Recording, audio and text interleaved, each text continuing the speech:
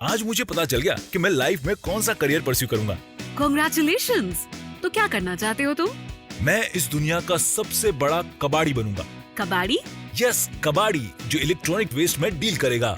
मैं बहुत सारे ओल्ड कंप्यूटर्स और गैजेट्स चीप रेट में खरीदूंगा, उनमें से ढेर सारा सिल्वर निकालूंगा और फिर मैं भी करोड़पति बन जाऊंगा। Interesting plan.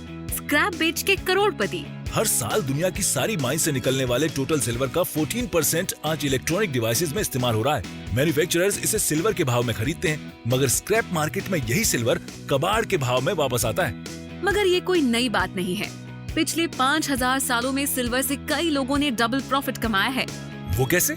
सिल्वर या चांदी की कोई चीज आज खरीदते हैं तो इस केस में ये चीज आपकी आज की जरूरत को पूरी करेगी और साथ ही साथ बीते वक्त के साथ इसकी कीमत और भी बढ़ जाएगी। ये एक तरह का इन्वेस्टमेंट भी है। तो लोग पिछले 5000 सालों से जो भी सिल्वर खरीद रहे हैं, दरअसल वो एक तरह का इन्वेस्टमेंट भी है। यस, हिस्टोरियंस के मुताबिक पहली बार सिल्वर की माइनिंग 3000 BC में टर्की में हुई थी। उस वक्त इस जगह को एनाटोलिया कहा जाता था। यहाँ से मिले सिल्वर का इस्तेमाल उस समय ग्रीस में बसे हुए माइसीनियन सिविलाइजेशन के लोग करते थे। मतलब वो जमीन खोदते थे और चांदी निकलती थी। वो लोग सिल्वर ओर या चांदी का खनिज निकालते थे, फिर उसे रिफाइन किया जाता था। शुरू में ये बड़ा मुश्किल प्रोसेस था, मगर 2500 BC में माइसीनियन सिविलाइजेशन के लोगों ने सिल्वर की मेटलर्जी का इजी प्रोसेस डेवलप किया, जिसे क्यूपिलेशन कहा जाता है। तो सिल्वर इतनी आसानी से नहीं मिलता है, बहुत सारे पापड़ बेलने पड़ते हैं। 1200 BC आते आते माइसीनियन सिविलाइजेशन का अंत हो गया, जिसकी वजह से वो माइंस भी बंद हो गयी। 400 BC के आसपास एथेंस के पास लॉरियम में सिल्वर के बहुत बड़े माइंस मिले।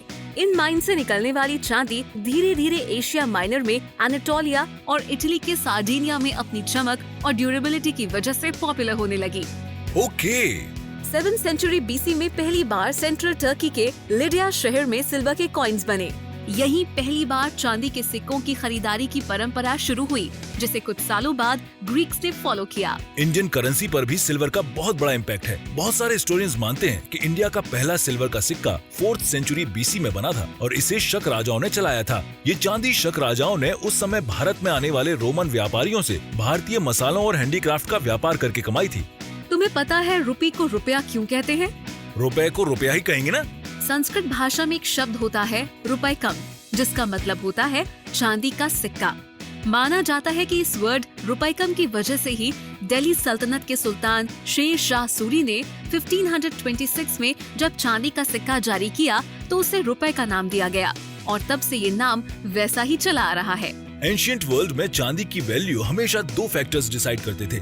पहला, माइंस से कितनी चांदी निकल रही है और दूसरा, चांदी की डिमांड कितनी है। टर्की में चांदी की माइंस थी और ग्रीस में इस चांदी की डिमांड थी और इस वजह से टर्की में चांदी सस्ती थी और ग्रीस में चांदी महंगी थी।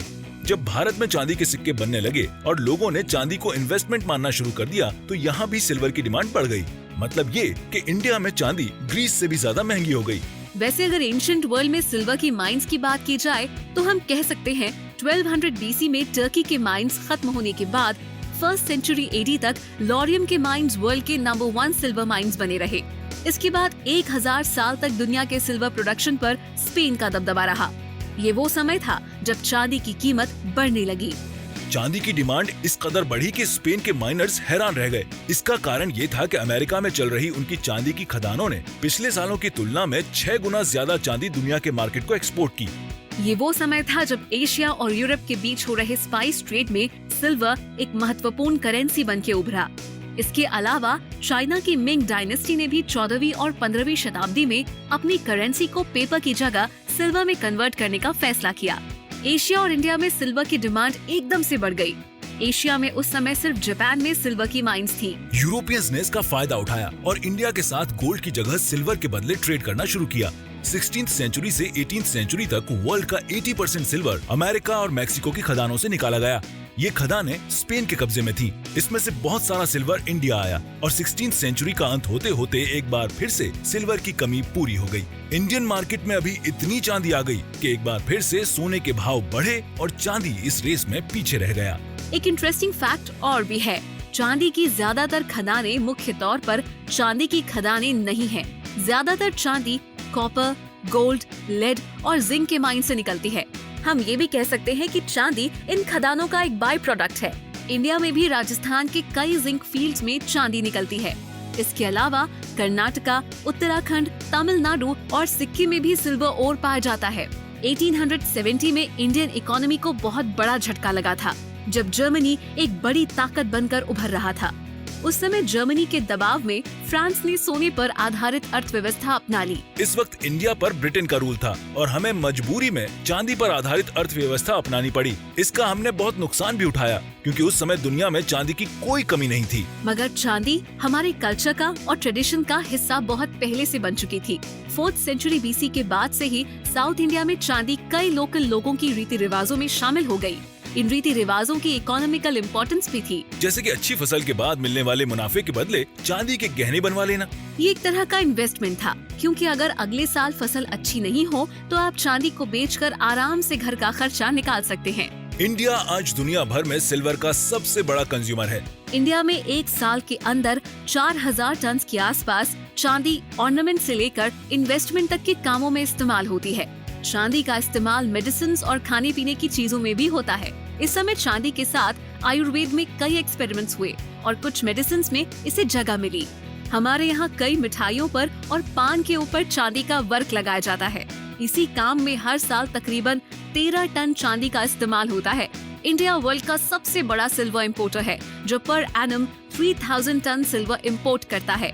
जिस रफ्तार से इंडिया में सिल्वर का कंजप्शन बढ़ रहा है, उससे 2017 तक इंडिया को कम से कम 6000 ton silver per annum import करने की जरूरत पड़ सकती है।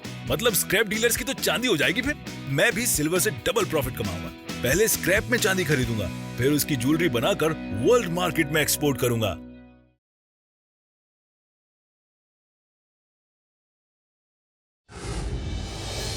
Like, share, subscribe and click on the bell icon to never miss an update from Epic.